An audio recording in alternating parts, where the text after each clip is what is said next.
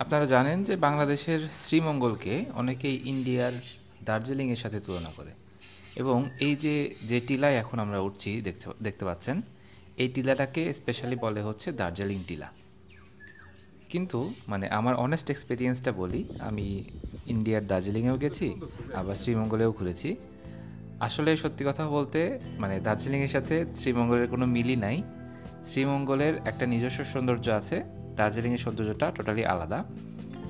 দার্জিলিংয়ের ওয়েতে সুন্দর, আর শ্রীমঙ্গলের ওয়েতে সুন্দর।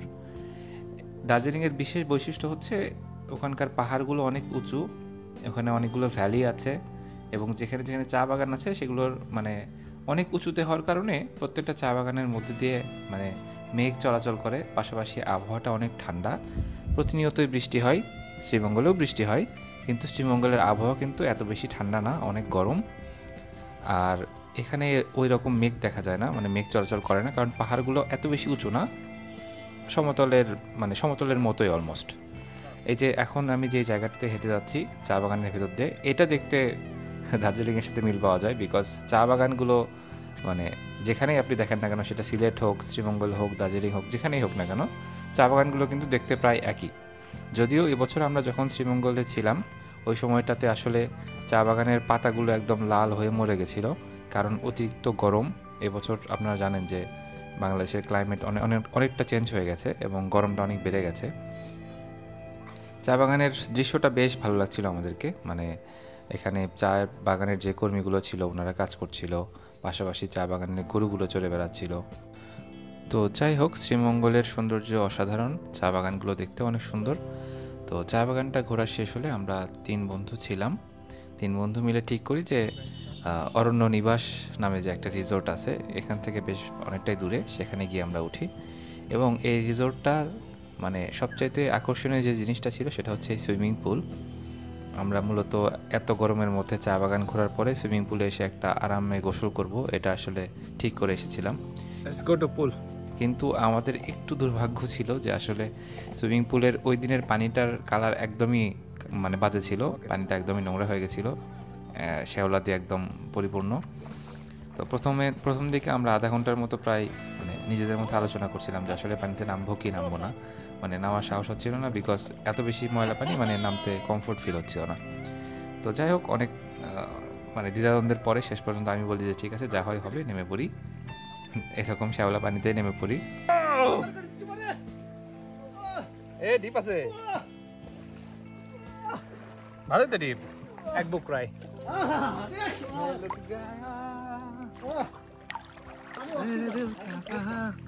এ ভাই ভালো তো ডিপ। ডিপ ভালো, এটা ভালো মানে আপনার ইয়ের যেরকম অল্প পানি। Feels good. এদিকে কি? ও আচ্ছা, এখানে পট হাউস না? অসম। এই যে পেছনে হচ্ছে পট হাউস, এগুলো হচ্ছে পট হাউস। আমার তো ফিল হচ্ছে আমি এখন দুবাইতে আছি ভাই। দুবাই ফিলিং, দুবাই আছি, দুবাই। Don't miss this. এই শট, এদিকে This guy. This guy.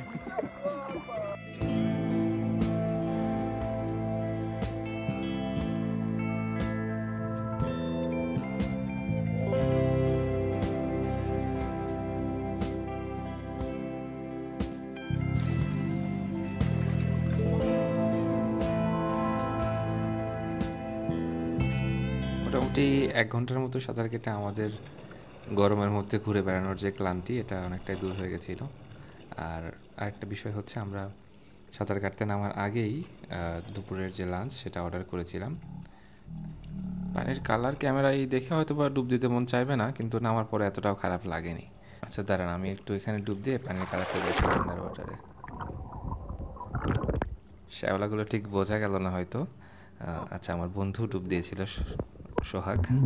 এই যে এখন শ্যাওলাগুলো বুঝতে পারছেন আশা করি। তো যাই হোক, আমরা সুইমিং শেষ করে উঠে পড়ি, উঠে একটু ফ্রেশ হয়ে ওইদিকে লাঞ্চ রেডি হয়ে গেছিলো আমাদের। তো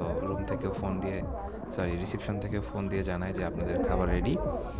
আমরা খেতে বসেছিলাম। শ্রীমঙ্গলের একটা মজার ব্যাপার বলি, এখানে আমরা যেখানেই খেয়েছি কোথাও খাবার কিন্তু খারাপ ছিল না, এবং এই রিসোর্টের যে খাবার অসাধারণ স্বাদ ছিল, পাশাপাশি মাটির জিনিসপত্রে পরিবেশন করেছিল। আমরা খাবার খুব এনজয় করেছিলাম। খাবার শেষ করে আমাদের রিসোর্টটা আমরা বিকেলবেলা একটু ঘুরতে বের হই। যেই রুমটার উপর হাঁটছি সেটা হচ্ছে শামুকবাস। আশেপাশের শব্দটা জাস্ট একটু ফিল করেন, খুব ভালো লাগবে আশা করি। রিসোর্টটা অনেক নিরিবিলি, এনজয় করেছি আমরা।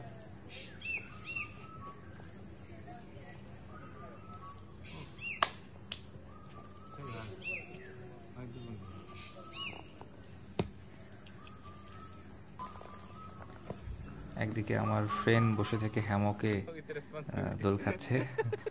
ও, এই যে ও একদম সুখী মানুষ, ও শুয়ে শুয়ে মানে দোল খাচ্ছে আর কি।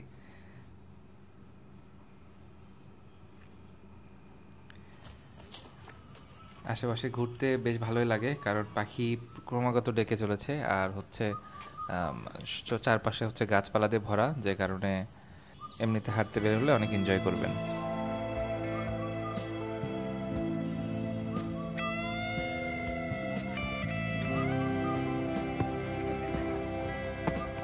তবে রিসোর্টটা একটু বেশি নিরিবিলি। এই যে পড হাউসগুলো, এপাশে হাঁটার অনেক জায়গা আছে। অতিরিক্ত নিরিবিলি হওয়ার কারণে যেটা সমস্যা হচ্ছিল, আমরা রাতের বেলা একটু সন্ধ্যাবেলা একটু চাটা খেতে বাইরে যাব, যদিও চা ওখান থেকেই দেয়, কিন্তু আমরা মানে চাচ্ছিলাম যে একটু বাইরে গিয়ে বন্দরের আশেপাশে মিশতে, সেটা পাওয়া যাচ্ছিল না আর কি, অনেক দূর হেঁটে যেতে হয়। রিসোর্টের এক পাশে যে ছোট্ট একটা লেকের মতো আছে, দেখতে পাচ্ছেন আমার দুই ফ্রেন্ড বসে বসে একদম সুখ দুঃখের গল্প করতেছে আর কি, কার সংসারে কী অশান্তি, দোল খাচ্ছে আর সেই গল্প চলছে ওখানে, বোঝাই যাচ্ছে দেখে। আর এই ফাঁকে আমিও একটু আশেপাশে হেঁটে নিচ্ছিলাম, আশেপাশের সৌন্দর্যটা উপভোগ করছিলাম আর কি।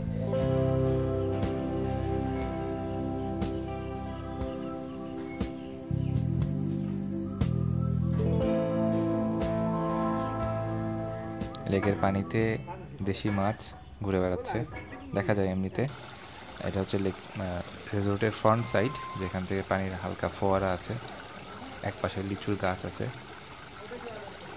মোটামুটি সাজানো গোছানো একটা রিসোর্ট। তো যাই হোক, ঘুরতে ঘুরতে সন্ধ্যা হয়ে যায়।